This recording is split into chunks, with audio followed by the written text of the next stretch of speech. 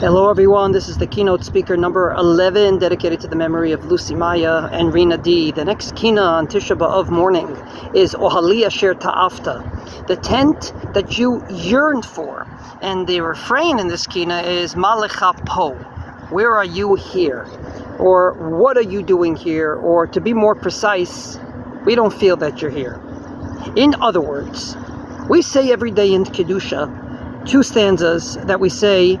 First, the congregation, and then the chazan. Kadosh, Kadosh, Kadosh. Holy is God.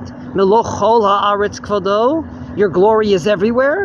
And then we say, Baruch kvod Hashem mimkomo. Your glory is sort of limited to one place, which is true. So we say both.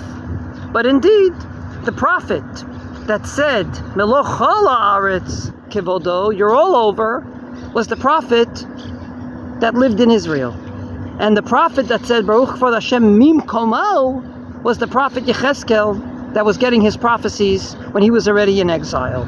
In other words, we should be in a world where everyone feels godliness everywhere. And if you felt godliness everywhere, then ultimately there wouldn't be terrorism, because how can you kill another human being if everyone was created in the divine image?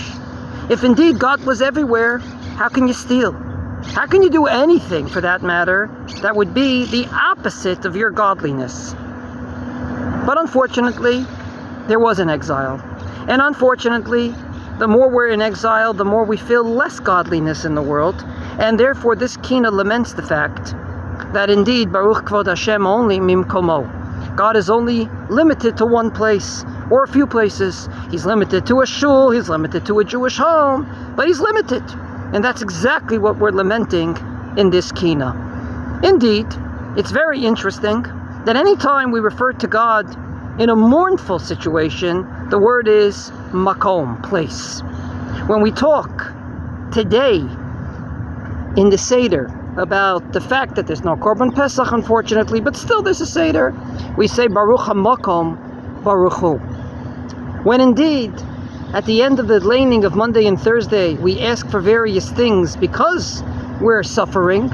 We say, Hamakom Yerachem Aleihem. The place shall have mercy on them. And above and beyond, when we're in a house of mourning, we say, Hamakom Yenachem Otcha, or Yenachem Otach. From this perspective, this kina is yearning for a time that indeed there will be a tent again. And God will be felt everywhere. And then the various things that unfortunately bring the tragedy will be a thing of the past.